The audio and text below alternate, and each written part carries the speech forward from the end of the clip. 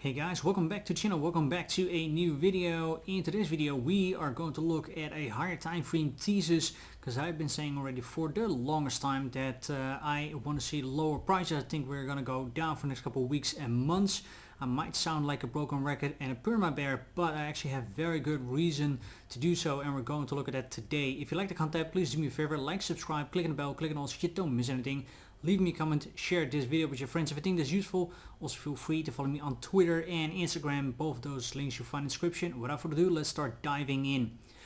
Alright, cool. Before we're really going to look at the higher time frame thesis, let me quickly recap the trades of yesterday in case you missed it. Actually, not a lot has changed, but I'm just going to mention them real quick and then we're going to move over. The first one would be a short from this SFP right here, that is this trade, starting off then from 28,990. So what you want to see is a move up and loss, and then you're going to enter there and put your stop loss above the wick. The second one would be the golden pocket of this entire scam, to the upside, to the downside, back to the golden pocket, 29,500 all the way, I would say then to 78.6, 30,000. That will be the second trade. And then for the longs we have two setups. We have a loss and a reclaim of this low right here, so then we're taking liquidity underneath all of these lows. Same kind of story actually then as here is with the SFP, so you want us to go down, a reclaim, you enter here, stop loss underneath the wick, and that is this trade right here. And then the fourth long, that is this trade right here, where we're going lower, we're kind of doing the same, and then a bit like this, and this is then where you enter. Same kind of story. So these are the four trades, two longs, two shorts, still very valid, still on the table. Since we're moving sideways and creating this range, we just need to wait until something plays out. Okay, cool. With that being said, then let's now really move over to the idea that I want to present to you, why I think that for the next couple of weeks or months we are going lower. You might be thinking, well, that sounds a little bit weird because, well, if we're looking at the last few months, we are just trading in this very big range. Why would you want us to go lower? Multiple things. You could say, well, hey, you know what, we are creating here a gigantic head and shoulder pattern, and then this was now the right shoulder, and then eventually if we would break down and go lower, it is just a matter of copy pasting this underneath the right shoulder, and then you will end up somewhere at 18,500. I am going to tell you in a minute why these levels here are so important. So this could be a idea. Let me take this out. I've also talked about the longest time already about all kinds of liquidity that we had here, and that is now finally taken out. We're, by the way, here on the Bitstamp chart on Bybit. This is a little bit higher and we have taken out this, but it's just now for the idea, because the Bybit chart, that is this one, that's what we just use for the daily TA, but now for the higher time frame I would like to use this chart. So the levels are slightly different.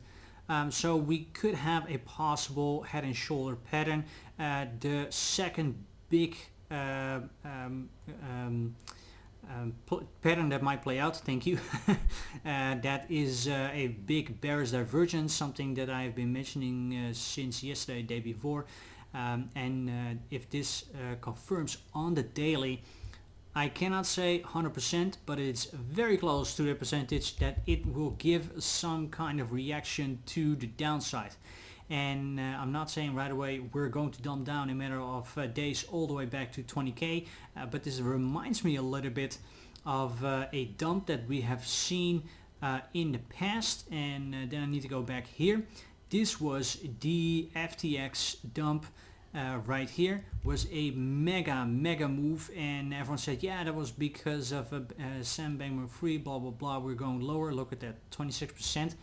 But I back the difference, because at that time we also had a bearish divergence here on the daily, also on the 4 hour small time frames. I remember that very well because I shorted it here based on the bearish divergence and not the news. The news came much later, and people don't say, yeah, that's the fault, that's why we dumped down. No, the TA in the chart was telling the story first, and the same goes now for this mega wick we had to the upside.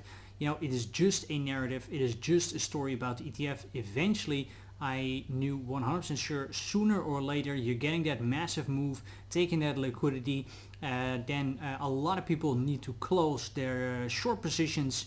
Thank you very much is then what the market maker says. They're filling up their shorts, and then eventually we can rotate to the downside. Is there an incentive to go to the downside? Yes, because if you want to load off these gigantic positions that have been building around this region to go lower, and you want to sell them again, then you need to have buyers. And where are the buyers? Of course, underneath these lows, because if they want to close their position again, they need to buy, and the other way around, they need to sell. So the longs are selling to the shorts, and the shorts are selling to the buy. So that is to the longs. So that is just how that goes.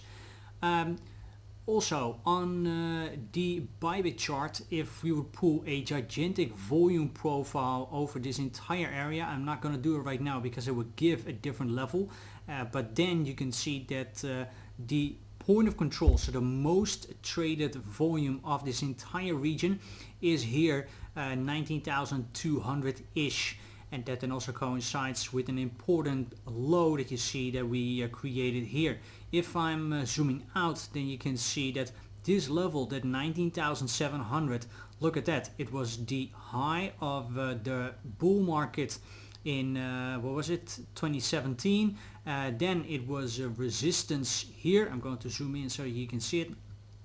It was resistance once or twice, and eventually we had the next bull market, and then you can see how many times that level was support and resistance. So eventually a real top in a bull market or in a bear market, or bottom for that sense, is very, very important. And then you can see that just a lot of stuff is lining up for us to go lower. The ice on the cake, or the cherry on the pie, however you want to call it, is if I look at the previous bull market, and we're just looking at a very a macro perspective. You know what, I will just quickly go then to the weekly. What do we see there? You have your top of your bull market, a very a deep grind down. This was I think more than 80%, to eventually the bottom. Then you have a bit of a rally up, and eventually you're coming down again. This narrative, you could say, okay, there was Corona, but again, I said the narrative, it doesn't matter what the narrative is. ETF news, Corona, banks, inflation, it doesn't matter. The story is in the charts.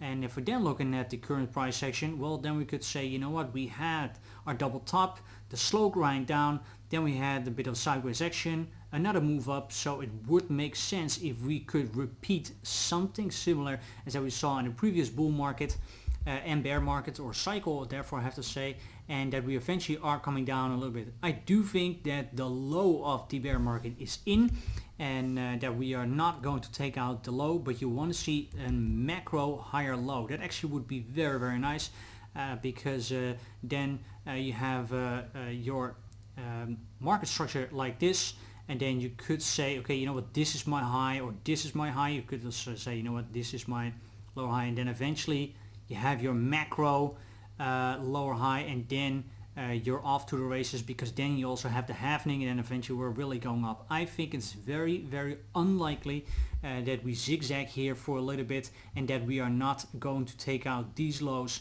or maybe at least this low, or retest it before we're going higher. It just makes a lot of sense to me. And if I'm now looking at the indicators, like I already said, then it looks like we are setting us up for at least a bit of a move to the downside. I'm looking forward to it, and this is also why I think that we need to have a bit of a retrace and macro bearish, because there are still people long from all of these areas that I just pointed out underneath here. So I think that is very, very important to take that out before we're going higher. This thing is not just constantly from the bear market low, creating a low, and then high, higher low, high, higher low, higher, and etc, etc, until we have the new top again of the bull market. That's just not how the market works. That will be way, way too simple. And therefore I'm saying I'm still macro bearish. I'm still looking out for approximately 20,000, 19,000 ish.